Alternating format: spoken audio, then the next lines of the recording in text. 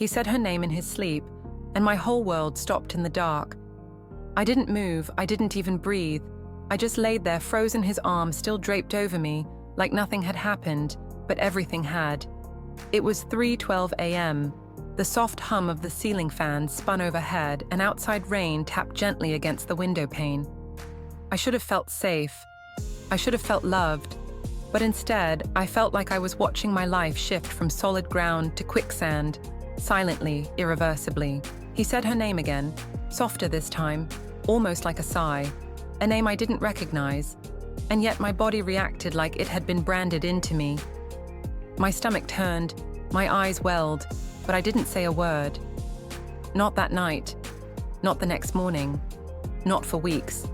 Because when someone betrays you like that, it isn't the dramatic scenes that haunt you, it's the stillness that follows, the quiet that tells you everything you need to know without a single confession.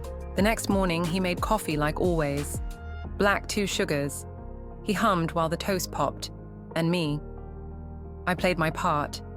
I kissed his cheek and smiled. Because I needed time. Time to process. Time to prepare. Time to figure out who I was, now that I knew who he really was. You see, I wasn't raised to explode, I was raised to endure. But don't mistake that for weakness. Silence can be a powerful strategy. Over the next few days, I started noticing what had always been there, hidden in plain sight. The longer work meetings, the sudden urgency to shower when he got home, the password he suddenly added to his phone, the phantom smiles when he thought I wasn't watching.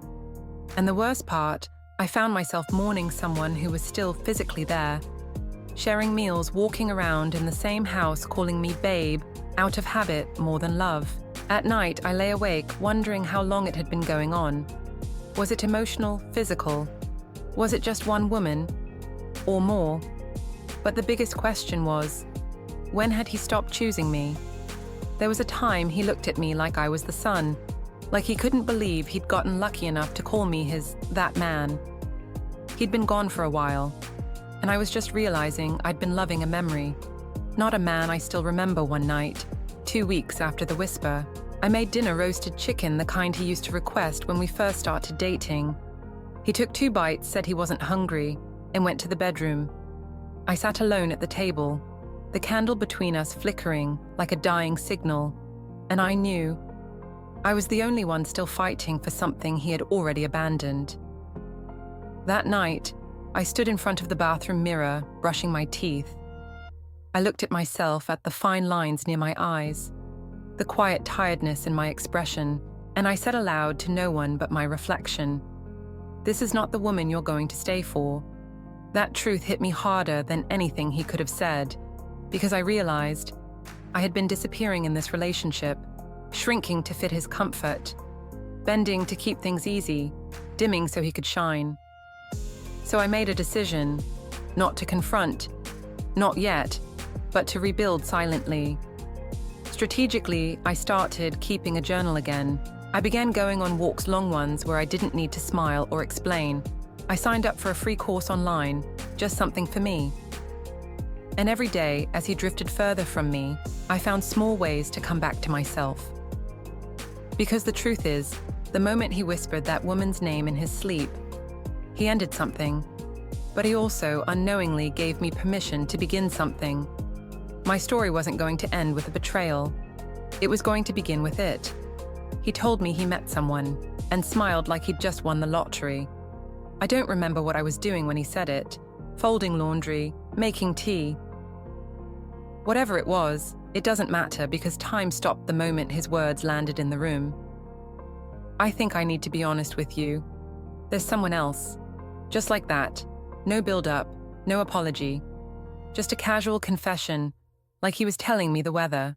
I stared at him, not with rage, not with shock, but with the kind of eerie stillness that only comes after weeks of knowing deep in your bones that the man standing in front of you was already gone. He had rehearsed it, I could tell. The pauses, the hand on the back of his neck, the fake regret in his voice. But what he hadn't rehearsed was my silence. I didn't scream. I didn't cry. Instead, I said, "Okay," and that single word. It knocked the wind out of him more than any meltdown ever could. He kept talking, scrambling to fill the quiet. "It's not like that," he said. "We just connected. I didn't mean for it to happen. You've been distant. We've both been—" I stopped listening. Not out of spite, out of self-preservation. Because once someone starts justifying betrayal, they're no longer worth your attention. What stuck with me wasn't the affair. It was the way he smiled as he said her name, like she was a prize. And I was the participation trophy. He was finally ready to return. He asked if I wanted to talk. Talk? No, I wanted him out. Not because I hated him, but because I loved myself more. I told him he could pack his things. He blinked, stunned. "You're not going to try to fix this." That made me laugh. Not because it was funny, but because of how entitled he sounded, like I should fight for someone who already walked away, like I should beg to keep a man who never valued staying. He packed slowly at first, like he expected me to change my mind. He kept looking over his shoulder, waiting for the breakdown, waiting for the tears. But I just stood there, arms crossed, watching a chapter, close in real time. The last box he taped shut held a pair of matching mugs we'd bought years ago at a Christmas market. He picked them up, looked at them, and for a brief second, I saw something in his eyes. Maybe regret, maybe guilt, but definitely not love. Love doesn't walk away so easily. Love doesn't look for greener grass when things get hard. Love doesn't lie in the dark, whispering another woman's name while wrapped in your arms. Before he walked out the door, he turned to me and said, "You're really calm through all this. I didn't expect that I smiled the first real one I'd given him in months. That's because you don't get to watch me fall apart." Not this time, he paused, maybe expecting one last plea, one last sign that I still needed him. But I gave him nothing, because I had nothing left to give, to someone who had already emptied me.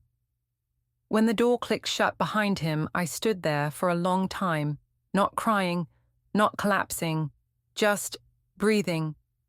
For the first time in what felt like years, I had the house to myself. And it wasn't silence. I heard it was space.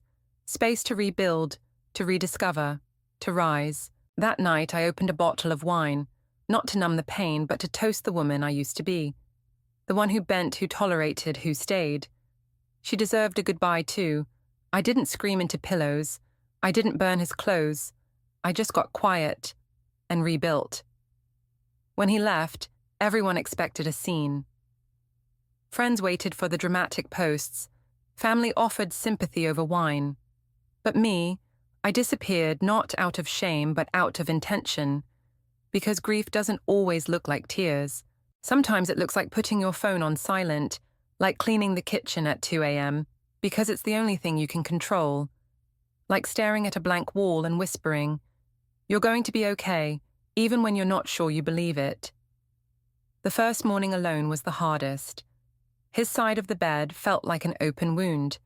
I got up, made 1 cup of coffee instead of 2, and sat on the porch in his old hoodie. Not because I missed him, but because I missed who I thought he was. The silence was deafening at first. No footsteps, no keys jingling, no casual lies muttered on the way out the door. Just me, and the echo of every choice I had let slide. But here's the thing about rock bottom, it's solid, and once you stop falling, you realize you can start building. So I did. I started with the smallest things, fixed the leaky faucet, rearranged the living room, took down the pictures that told lies of happiness. It felt like erasing fingerprints from a crime scene. I signed up for a weekend pottery class. The instructor asked me if I'd done it before. No, I smiled, but I'm getting good at remolding broken things. I went back to reading books I used to love, but had set aside because he didn't get into fiction. I found the version of myself I'd shelved, bit by bit. Page by page, I also started walking every morning. It wasn't about exercise, it was about motion. Each step felt like reclaiming ground I had lost emotionally, mentally, spiritually. I stopped wearing makeup for a while. Not in a rebellious way, but because I wanted to see myself, really see myself. The laugh lines, the tired eyes, the quiet strength underneath. And no, it wasn't glamorous.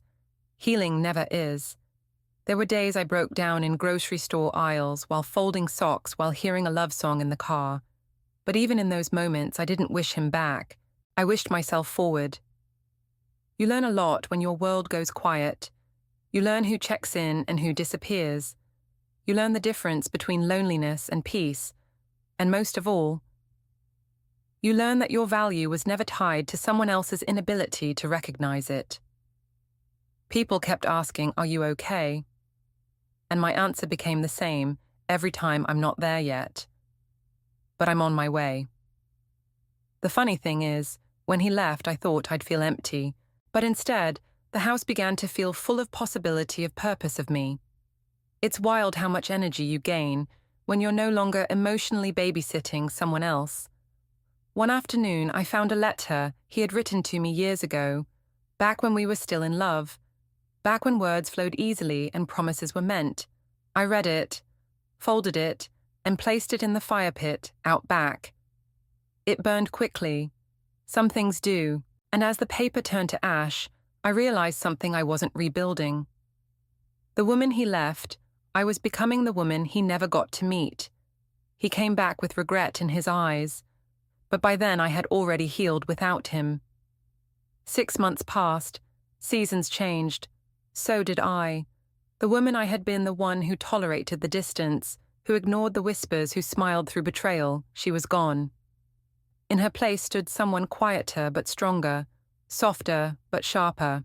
I had stitched myself back together one choice at a time. Then one Tuesday morning, it happened. A letter in the mailbox. No return address. But I knew the handwriting.